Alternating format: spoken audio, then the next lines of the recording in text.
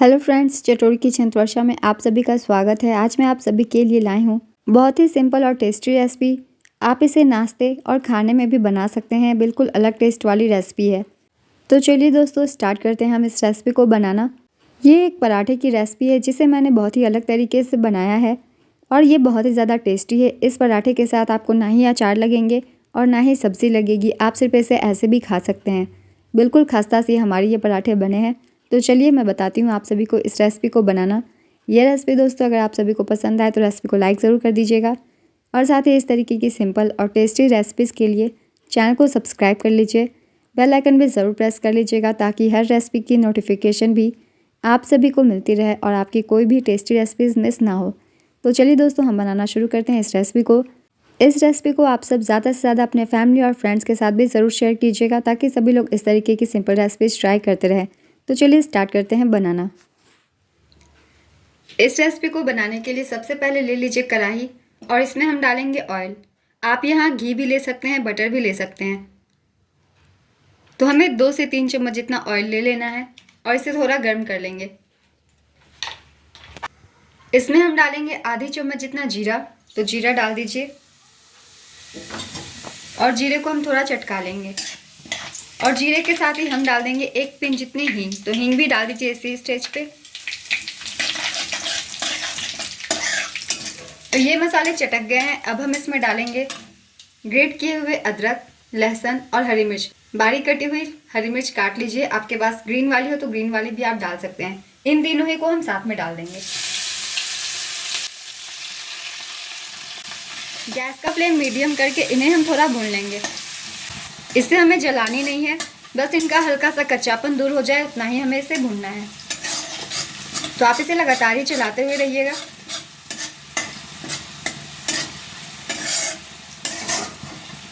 तो ये देखिए, इसमें से अच्छी सी खुशबू आने लग गई है। ज़्यादा इसे हमें जलानी नहीं है, बस थोड़ा ही भूनना है। तो ये भून गई है। तो अब हम इसमें डाल देते हैं प्याज। तो 2 प्याज बारीक कटे हुए डाल दीजिए और प्याज को भी अब हमें हल्का सा पिंकिश होने तक भूनना है। तो लगातार चलाते हुए प्याज को हम थोड़ी देर भून लेते हैं।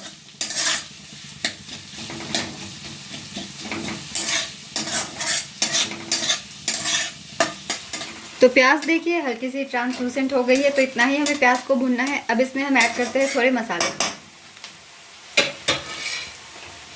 तो सबसे पहले डाल देंगे आधी छोटी चम्मच जितना हल्दी पाउडर,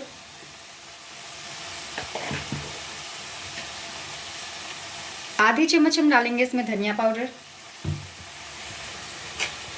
आधी छोटी चम्मच जितना हम डालेंगे इसमें नमक,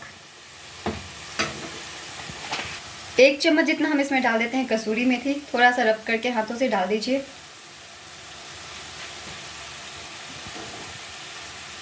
और आधी छोटी चम्मच हम इसमें डालेंगे गरम मसाला पाउडर। और अब इन मसालों को हम थोड़ा सा भून लेते हैं। ज़्यादा मसालों को नहीं भूनना है, बस 2 मिनट हमें इसे भून लेना है गैस का फ्लेम मीडियम करके। तो इसे बीच बीच में चलाते हुए हम 2 मिनट मसालों को पहले भून लेते हैं। बहुत जल्दी ये भुन जाएगी। तो ये देखिए, ये भुन गए हैं अच्छे से। तो 2 मिनट में ये अच्छे से भुन गई है। तो 2 मिनट से ज़्यादा हम नहीं भुनेंगे वरना इसकी टेस्ट जो है जल जाएगी। अब हम इसमें डाल देते हैं बेसन। तो बेसन हमें डालना है 1 कप जितना और अब इस बेसन को हमें लो फ्लेम पे भुनना है अच्छे से। बेसन की हमें कलर चेंज नहीं होने देनी है, बस इसका कच्चापन दूर हो जाए इतना ही इसे हमें भुनना है। तो गैस का फ्लेम लो कर दीजिए और लो फ्लेम पे बेसन को हम भून लेंगे इन मसालों के साथ। तो इसे आपको लगातार ही चलाते हुए रहना है। ज़्यादा नहीं, 3 से 4 मिनट में ये अच्छे से भुन जाएगी।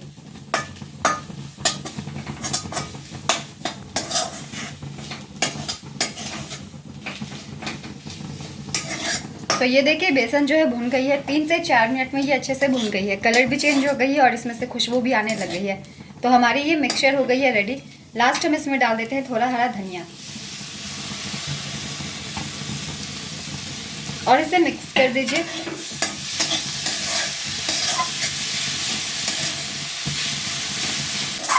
तो अब हम गैस को ऑफ कर देते हैं। इस मिक्सचर से ही लगाएंगे हम अपने पराठे के लिए आटा। तो ये मिक्सचर हो गई है रेडी। तो चलिए अब हम आटा लगाना शुरू करते हैं। तो अब हम आटा लगा लेते हैं। तो आटा लगाने के लिए सबसे पहले हम ले लेंगे सूजी। तो सूजी हमें लेनी है 3/4 कप जितनी। और ये मोटी वाली सूजी है, आप चाहे तो बारीक वाली भी ले सकते हैं, जो भी आपके पास हो यूज़ कर लें। इसे डाल लीजिए एक बर्तन में और अब इसमें हम डालेंगे 1 कटोरी जितना गेहूं का आटा। तो ये गेहूं का आटा डाल दीजिए।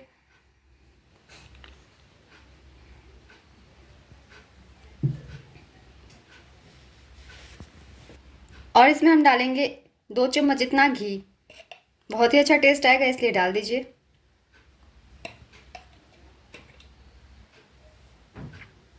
तो ये 2 चम्मच मैंने डाला है।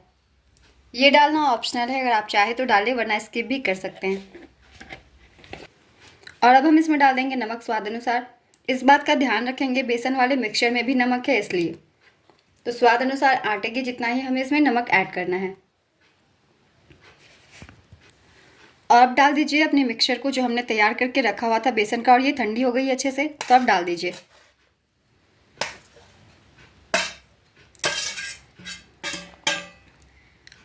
और अब इन सभी चीज़ों को अपने हाथों से मिक्स कर लीजिए।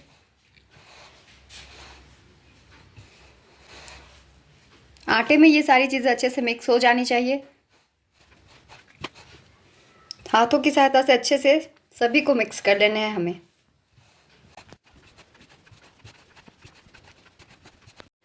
तो ये देखिए सभी को हमने मिक्स कर लिया अच्छे से, और आटे में बहुत ही अच्छे से मसाले मिक्स हो गए हैं। ये देखिए आटे की कलर भी हल्की हल्की सी पीली पीली हो गई है। तो अब हम थोड़ा थोड़ा पानी डाल के इसे तैयार कर लेते हैं।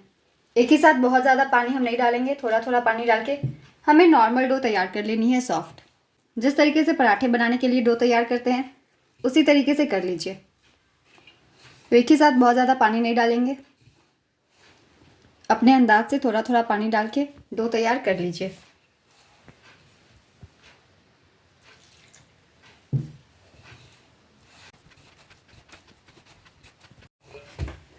तो ये देखिए हमारी आटा जो है तैयार हो गई है बिल्कुल। अभी ये सॉफ्ट डो हमने तैयार कर लिया है।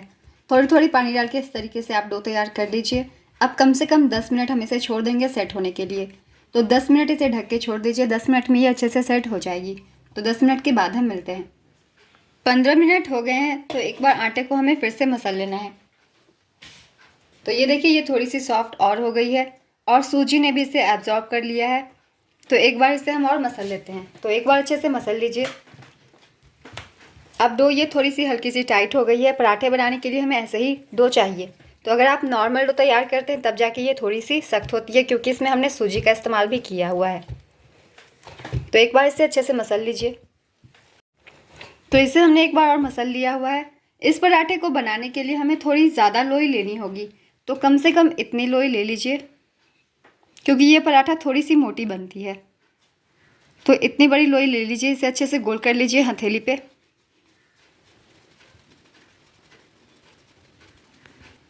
तो ये देखिए हमने गोली से कर लिया है। अब अपने हाथों से ही इसे आप इस तरीके से हल्का हल्का प्रेस कर दीजिए, क्योंकि इसमें हमने सूजी भी डाला हुआ है, तो ये फटने लग जाएगी लगातार। अगर आप अचानक से बेलन चलाते हैं तो हथेली से इसे थोड़ा थोड़ा फैला दीजिए।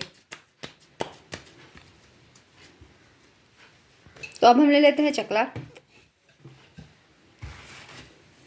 और इसके ऊपर डाल के पहले फैला दीजिए।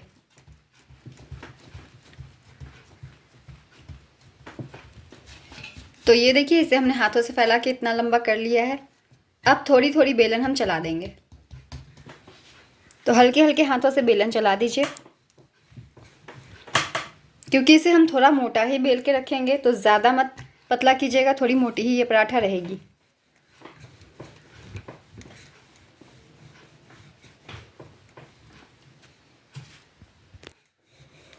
तो ये देखिए एक बड़ी सी पराठा हमें बेलनी है, और थिकनेस देखिए कुछ इतनी होनी चाहिए। ज़्यादा पतली भी नहीं है और ज़्यादा मोटी भी नहीं है। तो इसे हमें बेल के नहीं रखना है। तो एक पराठा बेल लिए हैं, तो इसे हम सेक भी लेंगे। अगर आप दूसरी जगह रखते हैं तो ये टूटने के चांसेस हैं, क्योंकि सूजी का इस्तेमाल हुआ है इसलिए। तो चलिए पहले इसे हम सेक लेते हैं। तो तवा देखिए हमने गर्म कर लिया है। अब पराठे को इसमें डाल दीजिए। इसे तुरंत ही मत पलटिएगा, थोड़ी देर हम इसे पकने देंगे एक साइड से, उसके बाद पलटेंगे।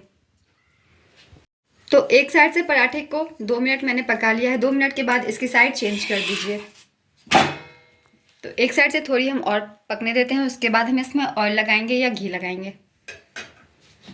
तो ये देखिए 2 मिनट मैंने इसे और पका लिया है। तो अब इसके ऊपर हम ऑयल या घी लगा के सेक लेंगे। तो ये देखिए 2 से 3 मिनट मैंने इसे पका लिया है और ये दूसरे साइड से भी पक गई है। तो इसमें हम डाल देते हैं घी या ऑयल। मैं डाल रही हूँ ऑयल, आप चाहे तो घी से भी या बटर से भी इसे सेक सकते हैं।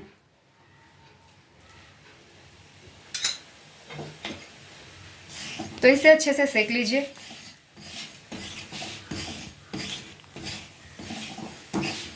इस पराठे को खाने के लिए आपको अचार या फिर सब्जी की भी ज़रूरत नहीं पड़ेगी, आप ऐसे भी इसे खा सकते हैं, ये इतनी टेस्टी है।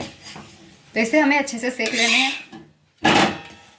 और इस साइड से भी 1 चम्मच घी डाल के इसे हमें क्रिस्पी सेकने हैं।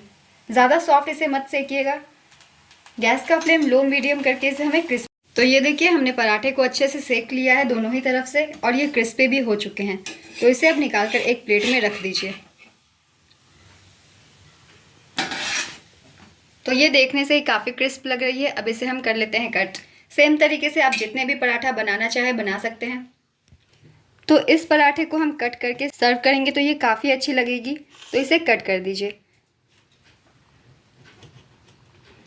तो इसे हमें ट्रायंगल शेप में कट कर देने हैं, जिस तरीके से पिज़्ज़ा काटते हैं उस तरीके से। काफ़ी क्रिस्पी पराठे हैं। तो अगर आप इस तरीके से कट करके सर्व करते हैं तो काफ़ी अच्छी लुक भी आएगी और टेस्ट भी।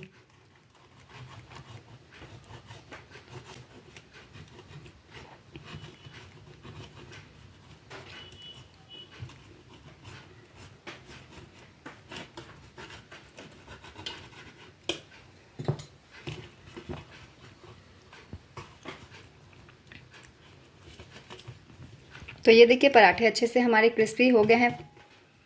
तो इस तरीके से आप पराठे को कट करके सर्व कीजिए और जितने भी पराठे हैं उस तरीके से हम कट करके सेक लेंगे। तो जितने भी पराठा आप बनाने चाहें इस तरीके से आप सर्व कर सकते हैं कट करके। तो ये देखिए दोस्तों हमारी ये रेसिपी तैयार हो गई है।